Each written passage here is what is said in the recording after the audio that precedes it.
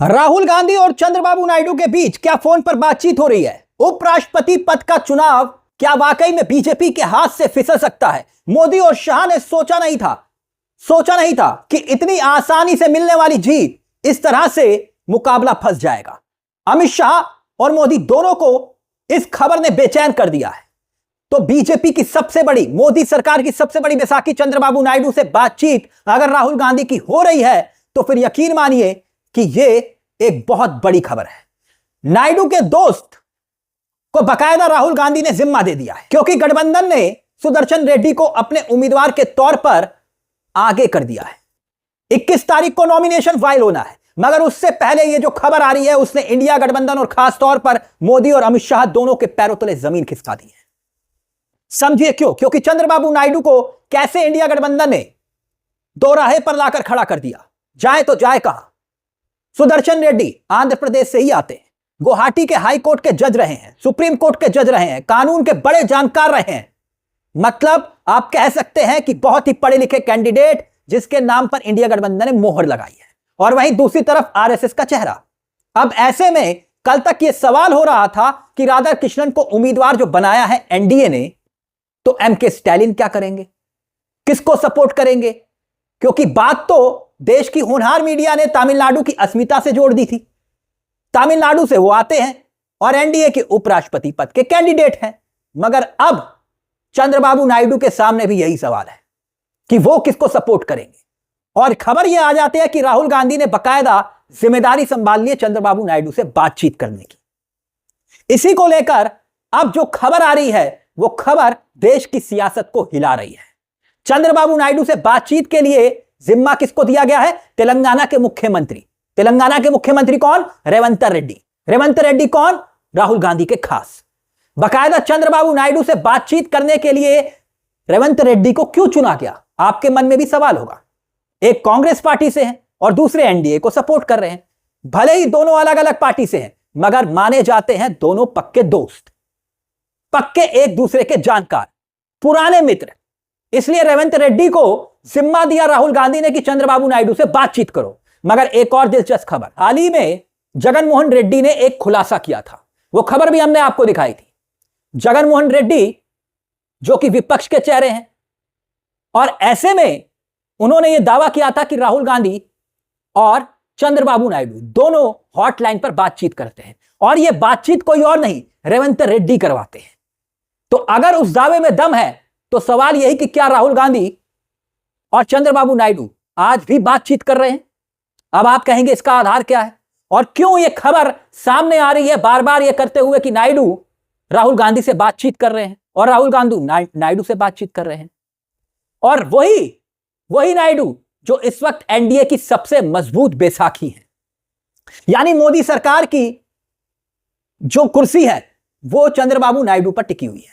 India गठबंधन से बातचीत और बातचीत के सूत्रधार राहुल के खासम खास रणनीतिकार रेवंत रेड्डी। मगर अब याद कीजिए, जो जगन मोहन रेड्डी का हमने जिक्र किया, हॉटलाइन पर बातचीत का जिक्र किया, तो इसका मतलब यह कि राहुल गांधी और चंद्रबाबू नायडू दोनों फोन पर अगर बातचीत कर रहे हैं, और दूसरी तरफ कांग्रेस के ही नेता बकायदा सोशल मीडिया पर यह दावा कर रहे हैं। यकीन नहीं होता तो आप देखिए, सुरेंद्र राजपूत है, कांग्रेस के तेज तरार प्रवक्ता हैं, उनका यह दावा है कि राहुल गांधी और नायडू ने दोनों ने मिलकर बातचीत के बाद इंडिया गठबंधन के कैंडिडेट का नाम फाइनल किया है। कुछ इसी तरह की बात वो लिख रहे हैं। और बकायदा इस ट्वीट के आधार पर सियासत में खलबली मची हुई है कि क्या वाकई में कुछ ऐसा चल रहा है पर्दे के पीछे। और एकाएक खबर यह आती है कि राहुल गांधी ने रेवंत रेड्डी को कह दिया है कि भाई जाइए और नायडू को मनाइए। तो यानी नायडू का मानना क्या वाकई में मोदी और अमित शाह दोनों के सियासी रणनीति को झटका देने वाला है? धर्म संकट में इस वक्त वैसे चंद्रबाबू नायडू हैं, इसमें कोई दो राय नहीं। सबसे बड़ी पार्टी आप जानते हैं टीडीपी चंद्रबाबू नायडू की पार्टी है, आंध्र प्रदेश से ही आते हैं। और इंडिया गठबंधन के उपराष्ट्रपति पद के कैंडिडेट सुदर्शन रेड्डी आंध्र प्रदेश से ही आते हैं। दूसरा, आंध्र प्रदेश की दूसरी पार्टी जगन मोहन रेड्डी की है, और उनके सामने भी अब धर्म संकट है। मगर और बीआरएस, तीसरा जो मुख्य किरदार है बीआरएस, वो भी मुश्किल में है, चंद्रशेखर राव। अब आप कहेंगे लेकिन इन तीनों में एक समानता है, तीनों में एक समानता है जो एनडीए को समर्थन देने पर मजबूर करेगी। वो समानता भी मैं आपको बताऊंगा। मगर अब दक्षिण भारत की अस्मिता का जो संकट था वो क्या अब इन तीनों के सामने नहीं आ गया है? यानी कि इंडिया गठबंधन के एक दांव ने पूरी तरह से मोदी और अमित शाह की सियासी रणनीति को हिलाकर रख दिया है। भले ही चुनाव कहीं भी जाए, मगर यह चुनाव पूरी तरह से दिलचस्प बन चुका है। भले ही चुनाव एनडीए जीत ले, मगर इतना जरूर है कि एनडीए के आगे इंडिया गठबंधन ने घुटने नहीं टेके। आप समझिए कैसे।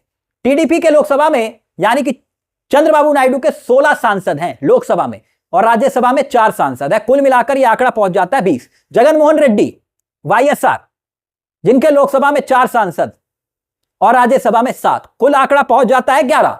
चंद्रशेखर राव के पास लोकसभा में कोई सांसद नहीं है बीआरएस के पास, मगर राज्यसभा में उसके पास भी 4 सांसद हैं। यानी कि कुल आंकड़ा इन सभी तीनों दलों का मिला लें तो सांसदों की संख्या हो जाती है 33। अच्छी खासी संख्या है मौजूदा समीकरण में। ऐसे में बदली परिस्थितियों में अगर एनडीए के पाले में ये सांसद निकलकर चले जाते हैं, क्योंकि व्हिप लागू नहीं होगा राष्ट्रपति के चुनाव में, उपराष्ट्रपति पद के व्हिप लागू नहीं होगा तो अपने विवेक के हिसाब से वोट किया जाएगा। तो क्या कोई खेल होगा? मगर एक समानता जिसका जिक्र हमने किया, वो समानता जानते हैं क्या है? चंद्रशेखर राव हो, जगनमोहन रेड्डी हो या फिर चंद्रबाबू नायडू, इन तीनों पर कथित भ्रष्टाचार के आरोप है। और आप जानते हैं कि यह चुनाव जो है मोदी और अमित शाह के लिए नाक का सवाल बन गया है। यानी कि साम दाम दंड भेद। और वैसे भी आप जानते हैं मोदी और अमित शाह के लिए सबसे मजबूत अगर कोई गठबंधन है या ताकत है तो वो है आईटी, सीबीआई और ईडी। तो यानी हो सकता है कि इसी आधार पर एनडीए खेमे में जाकर ये सांसद वोट करे। मगर इतना जरूर है, इस चुनाव ने यह बता दिया है कि संख्या एनडीए की संख्या बल के आगे इंडिया गठबंधन ने घुटे नहीं टेके। और अब खबर यह आ रही है कि राहुल गांधी बात कर रहे हैं नायडू से, यानी सियासी खलबली जरूर मची हुई है। इस मुद्दे को लेकर दोस्तों आपकी क्या राय है, हमें कमेंट बॉक्स में जरूर बताइएगा। मुझे तिलक चावला को दीजिए इजाजत। चलते चलते दरख्वास्त, हमारे चैनल को सब्सक्राइब करना मत भूलिएगा, क्योंकि मंच आपका है जहां कलम गुलाम नहीं। नमस्कार, जय हिंद, जय भारत।